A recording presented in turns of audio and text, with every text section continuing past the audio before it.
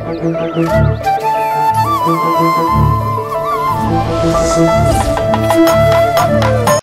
லட்சத்தில் முடிய வேண்டிய படத்தை 1 கோடிக்கு இழுத்து விட்டு தயாரிப்பாளரை தெருக்கோடிக்கு தள்ளுகிற அரக்கன் தான் சினிமா தொழிலாளர்களின் அமைப்பான பெப்சி. ஒரு காட்சியை எடுக்க 25 பேர் போதும் என்று வைத்துக் கொள்ளுங்க.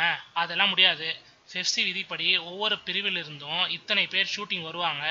எல்லாருக்கும் தனித்தனியா சம்பளம் பேட்டா வேணும் என்று மிரட்டுவார்கள்.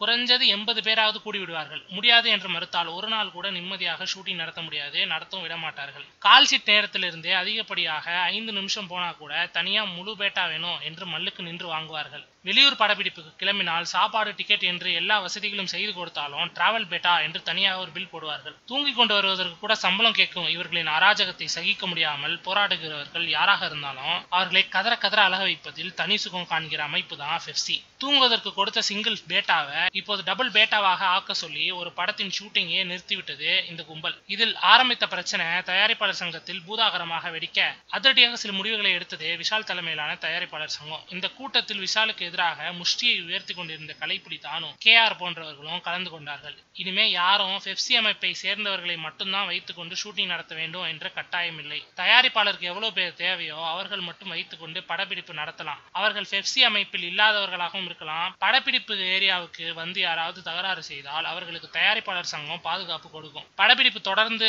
நடக்க உதவும். வரலாற்று சிறப்புமிக்க இந்த முடிவை எடுப்பதற்கு துளியும் தயங்காத விஷாலின் துணிச்சலை எல்லா தயாரிப்பாளர்களும் பாராட்டி வருகிறார்கள். குறிப்பாக விஷாலுக்கு எதிராக அவ்வப்போது ஏவுகணைகளை வீசி வந்த தயாரிப்பாளர் சுரேஷ் காமாட்சி கூட விஷாலை மனதார பாராட்டிவிட்டார். ஆக இன்று முதல் விஷால் இரும்பு கை மாயாவி என்று அழைக்கப்படுவாராக.